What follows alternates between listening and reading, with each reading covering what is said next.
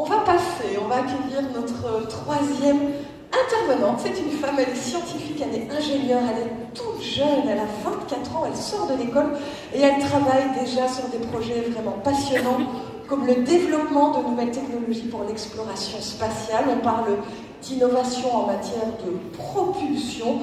Elle vous en parlera bien évidemment bien mieux que moi. Son parcours est vraiment très très inspirant et vous allez voir, elle ne se destinait pas du tout aux sciences et pourtant elle a déjà vécu une aventure incroyable. Je vous promets, vous allez halluciner. On l'accueille hyper chaleureusement, elle est géniale et elle s'appelle Léa Bourgeli. De France. Léa, c'est à toi, on t'écoute.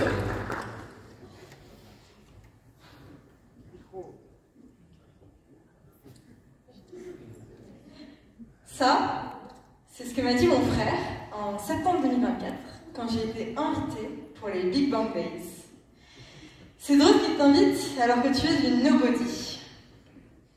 La preuve étant que si vous allez sur Internet, sur Wikipédia plus précisément, et que vous tapez les noms des personnes qui m'accompagnent ce soir, vous leur trouverez à chacun et chacune une page Wikipédia. Sauf pour moi. Et pourtant, si je vous disais que j'avais été sur Mars, est-ce que vous me croiriez? Eh bien, je vais vous convaincre.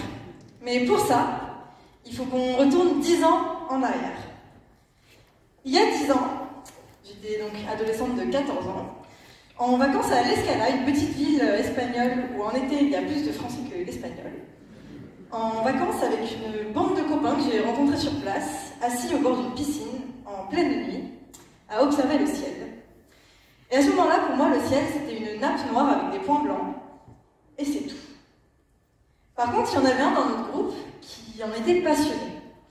Et il nous a parlé du ciel comme on n'en a jamais parlé dans ma vie. Je ne savais pas que derrière ces points blancs, il y avait des étoiles, mais également des satellites, des planètes, des comètes, des astéroïdes, des choses qui vivent et qui bougent. Je ne savais pas qu'on pouvait reconnaître des constellations, et j'ai donc commencé à en apprendre. Ça m'a ouvert la porte vers une passion, la passion de l'astronomie. J'ai été tellement passionnée que j'ai lu des livres dessus. J'ai assisté à des conférences, notamment certaines conférences de Christophe Galfard. J'ai regardé des films, des documentaires, des vidéos. J'en ai parlé à mon entourage et je me suis passionnée pour cette matière. Alors, je me suis dit que peut-être qu'en fait, quelque chose qui me plairait dans le futur, ce serait la physique. Plus précisément l'astrophysique. Et en France, quand on est dans nos deux dernières années d'études avant d'entrer à l'université, on doit se spécialiser dans une filière. Donc il y a plusieurs filières. Et pour moi, ça a donc été une évidence. Si je voulais faire de l'astrophysique, il fallait que je me spécialise en sciences. Et le problème étant que, en dernière année, ce que nous on appelle la terminale et vous la 6e, si j'ai bien compris, ma professeure de mathématiques m'a regardé dans les yeux et m'a tiré une balle en pleine tête. Elle m'a dit, Léa, c'est pas avec des résultats en mathématiques que tu iras quelque part, et encore moins en sciences. Et malheureusement, elle avait raison. Cette note, elle est sur 20. C'est ma note de mathématiques en premier semestre de terminale. Et un 8 sur 20, c'est un peu compliqué pour aller faire de l'astrophysique en mathématiques. Sauf que moi, je voyais mon rêve s'écrouler. Il s'éloignait de plus en plus de moi et je me disais, c'est pas possible.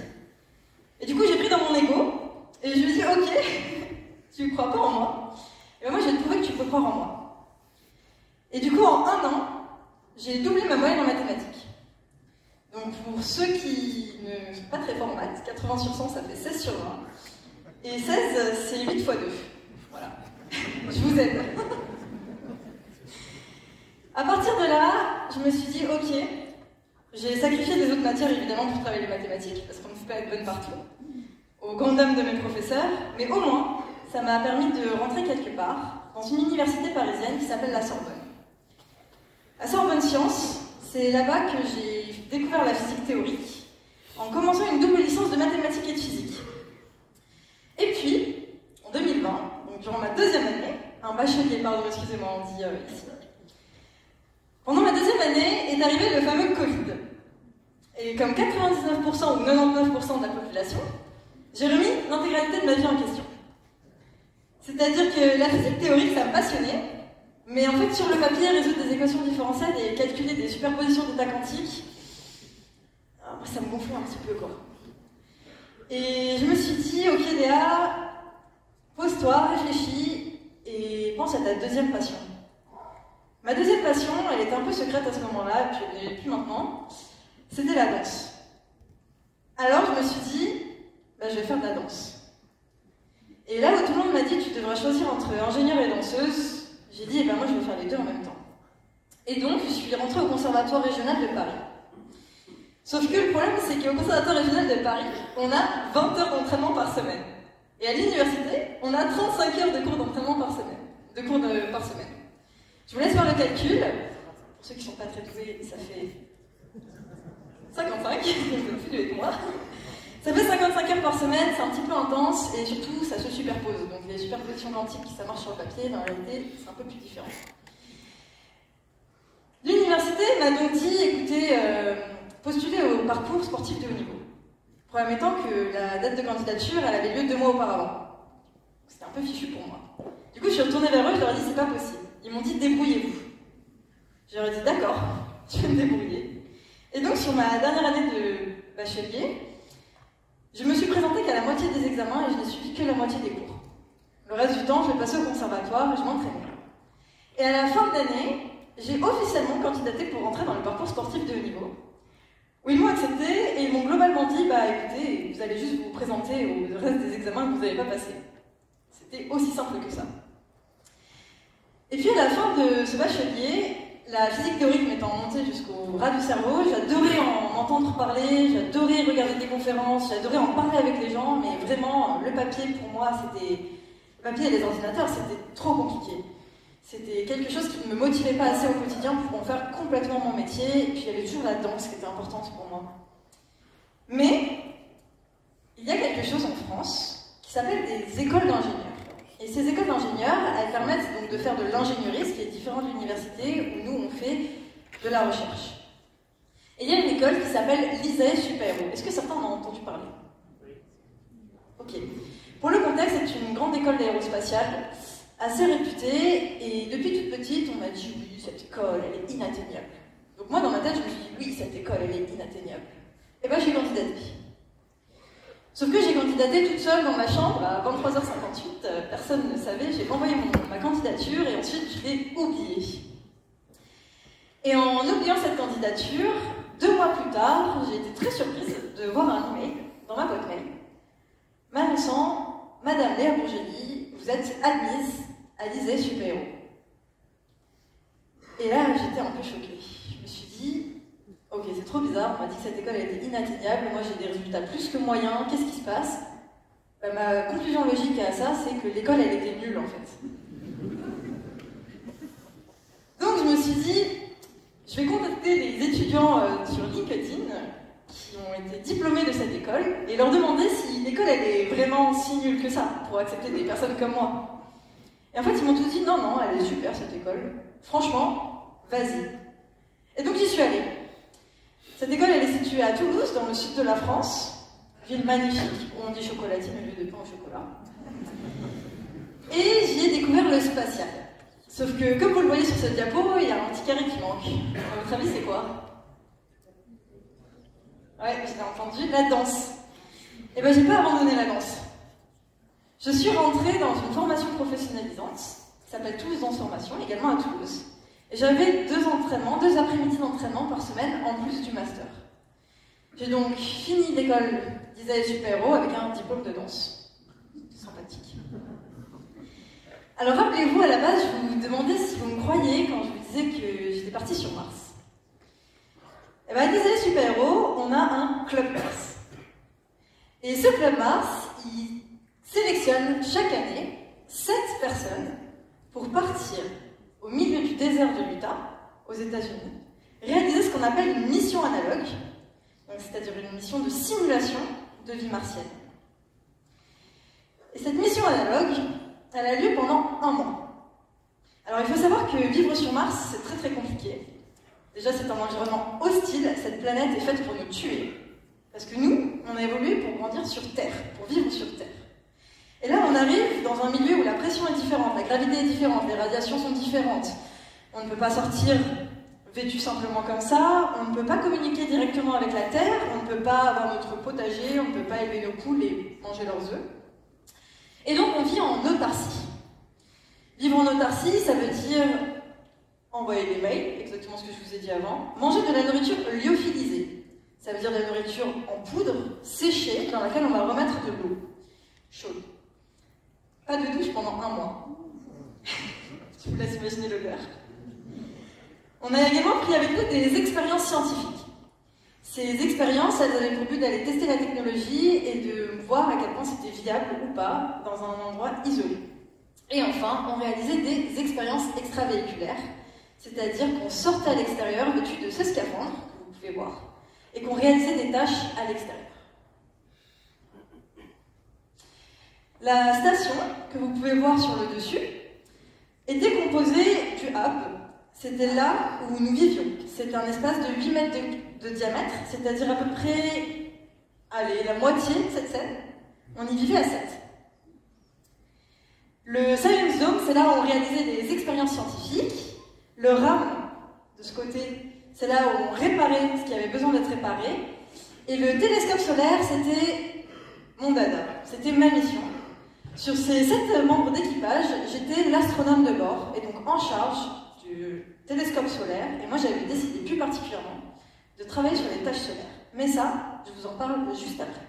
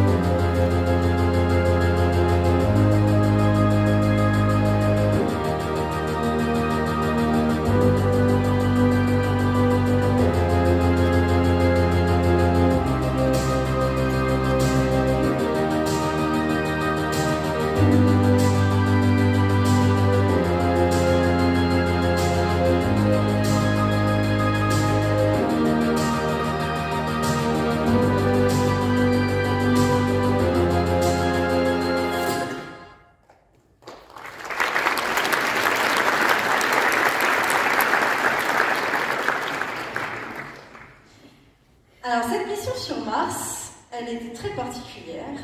Elle avait un emploi du temps très précis. Le matin, c'était une demi-heure de sport obligatoire, et le dimanche, c'était 1 heure, comme vous pouvez le voir en haut à gauche. En haut à droite, vous avez une vue du RAM, donc l'endroit où on fait les bricolages, les réparations, mais également là on a monté des instruments atmosphériques qu'on a ensuite été déployés en extérieur. Elle servait à faire des mesures notamment de champ électrique, mais également des particules de poussière dans l'atmosphère. En bas à gauche, vous voyez une autre expérience qui s'appelle EcoFinder. Alors il faut savoir que c'est très difficile de faire des échographies, surtout quand ce n'est pas nos spécialités. Donc on était assisté par une intelligence artificielle et de la réalité augmentée pour savoir juste comment positionner la sonde et mettre les bons paramètres pour trouver le bon organe. Et enfin, on réalisait également des IVIE, donc des préparations d'IVIE de sortie extravéhiculaire. Vivre à 7 jours sur 7, c'est très difficile. Imaginez-vous enfermé avec des personnes que vous ne connaissez que depuis 1 an et demi, que vous n'avez pas choisi, ni votre famille, ni vos amis. Et imaginez si vous entrez en conflit. Eh bien, vous ne pouvez pas sortir prendre l'air, vous ne pouvez pas vous enfermer dans votre chambre. Cette personne reste face à vous, tout simplement. Et évidemment, interdit de gifler, crier. Je vous laisse imaginer le reste. Quoi qu'il en soit... Excusez-moi. Ça passe pas. Ah oui. Quoi qu'il en soit, moi j'avais une mission, et c'était celle de m'occuper du télescope solaire. On a fait 1 an et demi de préparation. Durant cette année et demie de préparation, j'ai préparé mon projet d'observation des taches solaires. Donc je me suis renseignée, j'ai développé un code, j'ai contacté beaucoup de chercheurs pour comprendre comment cela fonctionnait, qu'est-ce que je pouvais faire, comment je pouvais contribuer à la science. La veille de l'entrée dans la station, je reçois un email de Mission Support, qui sont les personnes qui nous assistent durant la mission, qui m'annonce que le télescope solaire est cassé. C'est l'effondrement. 1 an et demi de préparation sur un projet qui est censé occuper tous mes après-midi dans la station. Je me retrouvais en tant qu'astronaute analogue, sans but, sans mission, avec du temps à tuer. Et impossible évidemment d'aller traîner sur internet, de regarder des films, je n'avais qu'un livre, donc j'en prenais très soin. Et donc c'est là que l'équipage est rentré en compte. En fait, ils m'ont soutenu. Ils m'ont conseillé, ils m'ont délégué certaines de leurs tâches pour ne pas que je m'ennuie. Et surtout, à 19h, j'avais reçu cette information. Et de 19h à 4h du matin, j'ai passé la plupart de la nuit à télécharger de la documentation sur le télescope robotique. Télescope robotique que je ne connaissais ni David Adam, que je n'avais jamais vu, que je n'ai jamais utilisé non plus. Et qu'un jour au lendemain, je me suis dit, bon bah, quitte à ne rien faire, autant découvrir quelque chose. Et donc j'ai tenté, tant bien que mal, pendant 2 semaines, de dompter ce télescope, duquel je n'ai malheureusement pas tiré grand chose, à part une espèce de photo de nébuleuse, qu'on pourrait penser que c'est une nébuleuse, mais elle n'est pas du tout belle. Et puis en début de 3e semaine, le 3e quart, le moment le plus difficile de la mission, car on est encore loin de la fin, mais aussi très loin du début, je reçois un mail, encore, de Mission Support qui m'annonce que la pièce du télescope cassée avait été droppée, déposée sur Mars. Et là, c'est un élan de joie. Je me dis, ça y est, je vais pouvoir réaliser mon projet, je me précipite, je récupère la pièce, et elle n'est pas adaptée au télescope. C'est une deuxième montagne russe émotionnelle. Les collègues de l'équipage me réconfortent en me disant, Léa, abandonne l'idée du télescope, quoi qu'il arrive, considère qu'il ne fonctionnera plus. Je réponds à Mission Support que la pièce n'est pas adaptée, et 3 jours plus tard, il m'en renvoie une autre. Cette fois, elle fonctionne. Je réalise mes premières observations solaires. Je suis surprise, un peu choquée, j'ai l'impression de me retrouver face au boss final d'un jeu vidéo. Et puis le soir, je referme le dôme, rentre au HAP, vais me coucher l'esprit tranquille en imaginant ma future séance d'observation du lendemain. Et le lendemain, quand j'arrive au télescope, le dôme ne s'ouvre plus. Et là, je me dis, c'est pas possible. Qu'est-ce que j'ai fait pour mériter ça? Mais je n'abandonne pas. À ce moment-là, je rentre en contact avec la commandante de notre mission, qui était déjà débordée et qui a su me trouver du temps, en lui disant, Marie, il faut qu'on débloque ce problème.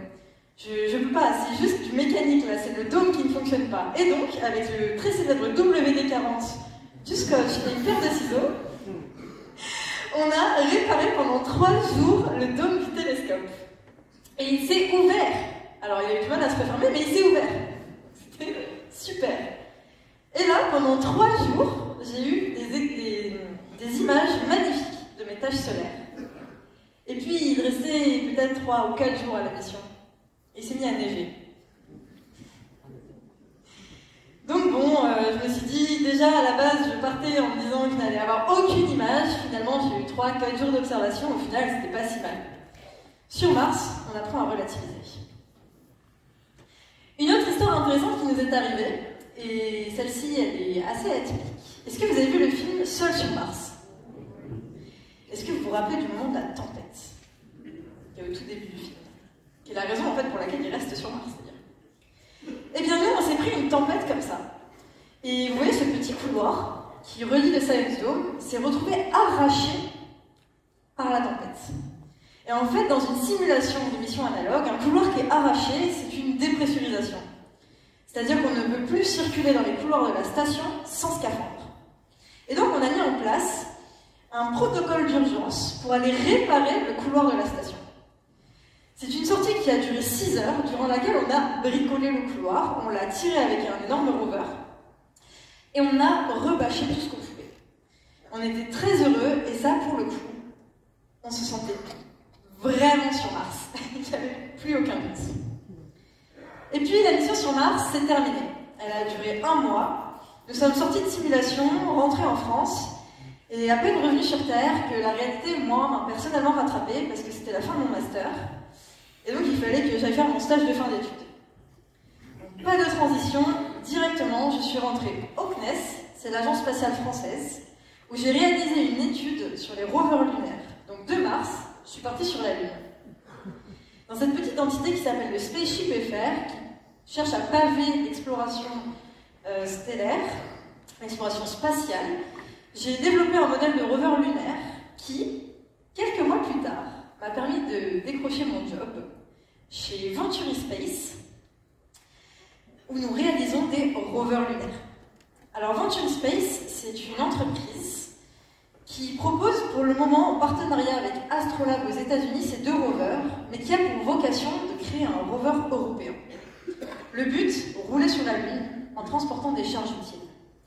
La spécialité de Venturi, pour le moment, ce sont les roues. Des roues flexibles, hyper déformables, car on ne peut pas mettre de pneus sur la Lune, et les batteries, extrêmement puissantes. La petite plateforme que vous voyez sur la gauche, sur votre gauche, oui, ça s'appelle le flip. Le flip, c'est la plateforme de démonstration du flex, le gros. Le but, c'est juste d'enlever cette petite plateforme pour tester nos roues et tester nos batteries, et vérifier qu'elles survivent correctement à la nuit lunaire et à l'environnement lunaire. Notre but, arriver sur le Mont Bouton, drôle de nom, au pôle sud lunaire, et pour ça, je vous laisse avec une vidéo.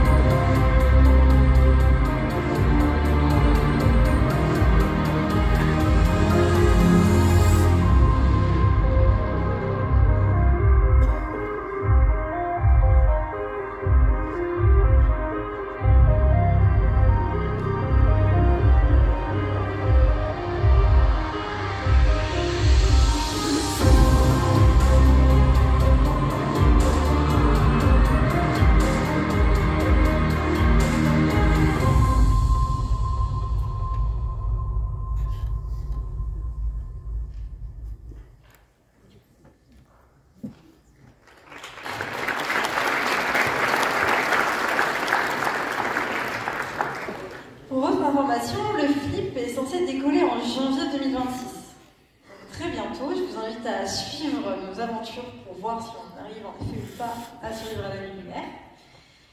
Et j'aimerais vous laisser sur une petite citation qui, moi, m'a beaucoup guidée dans ma vie, me tient à cœur, et peut-être qu'elle vous parlera.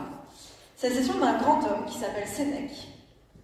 Et Sénèque dit que ce n'est pas parce que les choses sont difficiles que nous n'osons pas, c'est parce que nous n'osons pas qu'elles sont difficiles.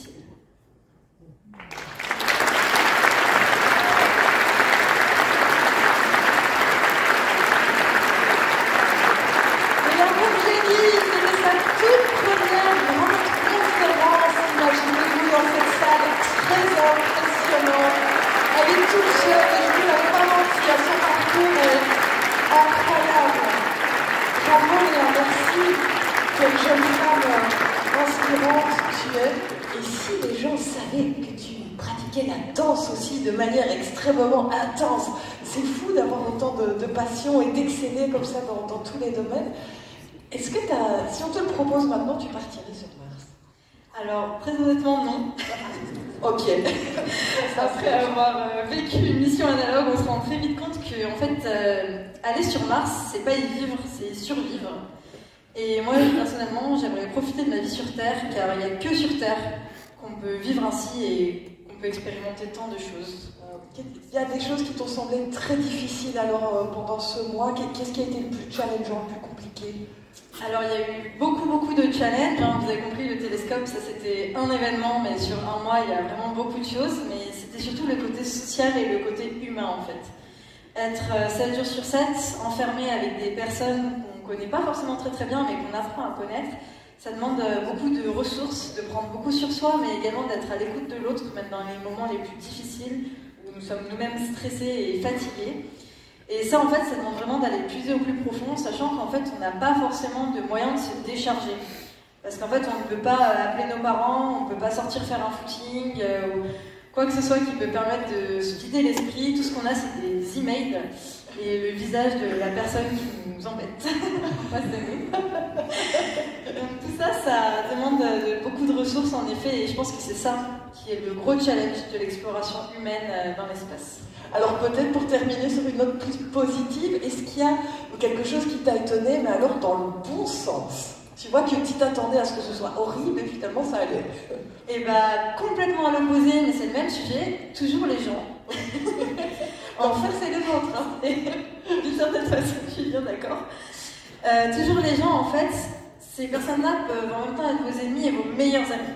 C'est-à-dire que c'est un soutien sans limite que j'ai eu de mes camarades dans cette mission et que j'ai moi aussi tenté de leur apporter. Cette cohésion d'équipe où on est tous ensemble dans le même bateau, où on se dirige dans la même direction, on se soutient les uns les autres. J'ai jamais vécu ça dans aucun autre moment de ma vie et c'est une expérience extrêmement marquante et en tout cas ça donne foi en l'humanité, ça c'est certain. Magnifique, on te souhaite une très belle carrière, une belle continuation, Léa. Je suis sûre qu'une carrière de conférencière s'ouvre à toi. Tu es absolument passionnante. On te remercie, merci d'être venue en Belgique.